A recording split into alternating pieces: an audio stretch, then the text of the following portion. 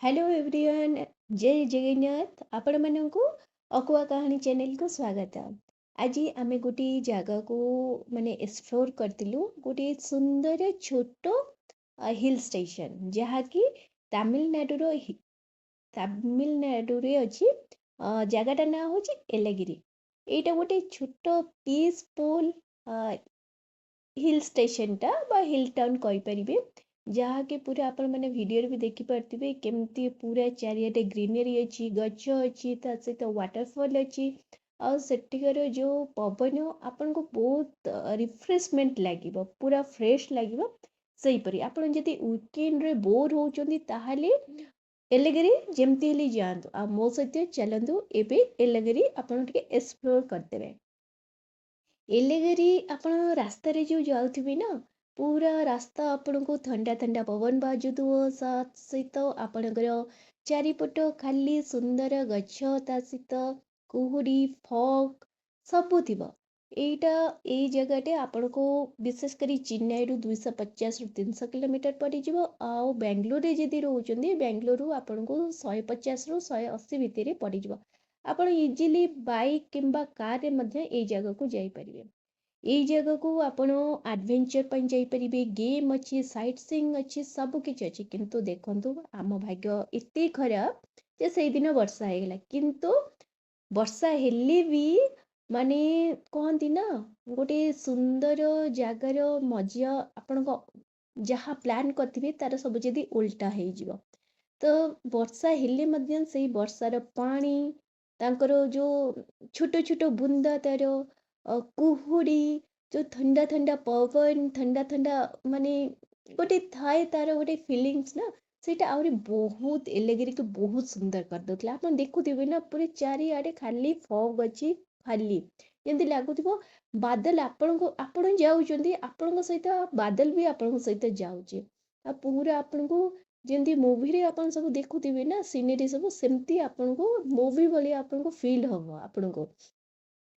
तो आमे प्रथमे कौन करथिलु ई माने नुआ नुआ भल स्मृति नहीं करी प्रथमे आमे होटल पहुंची जाइथिलु होटल रे जस्ट खाली चेक इन करदेलु तापरे पुଣି थरे एलागिरी बाहरी पड़लु बुलिया पई एक्सप्लोर करिया पई। हमर फर्स्ट स्टॉप थिला फंडारा पार्क आ सेठिकार मेन अट्रैक्शन होची माने कलरफुल बर्ड्स अच्छंती सेठी बहुत सारा विभिन्न प्रकारर पक्षी अच्छंती ठेकुआ ठारू आरंभ कर सब प्रकार आपण प्राणी पाइपर जहाँ भी आप एमती किसी जीवजंतु पाइबे जोटा कि आपड़ के देखी नथिबे आपण वीडियो रे मते देखि पारथिबे किछिटा एमती अच्छंती जेमती आपण देखि नथिबे।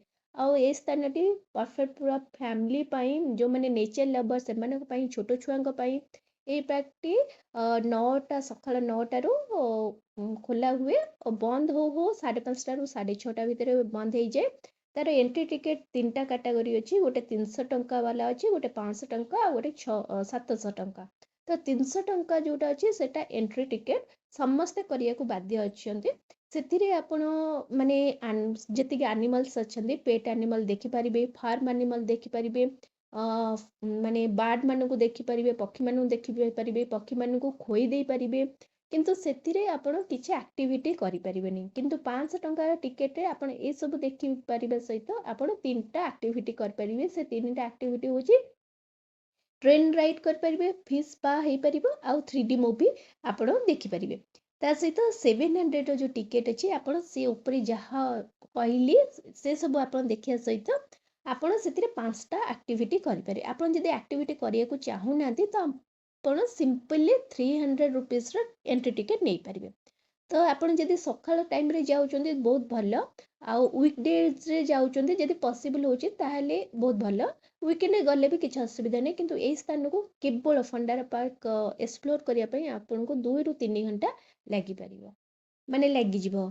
आपण एबे वीडियो देखुथिबे केते सारा माछ देखिबे फिश देखिबे स्नेक देखिबे टर्टल देखिबे रैबिट पिग गोट्स कैमेल एमती बहुत प्रकार आपण देखिबे ता सहित आपण बर्ड्स मान सहित क्यूट क्यूट फोटो नहीं पारिबे।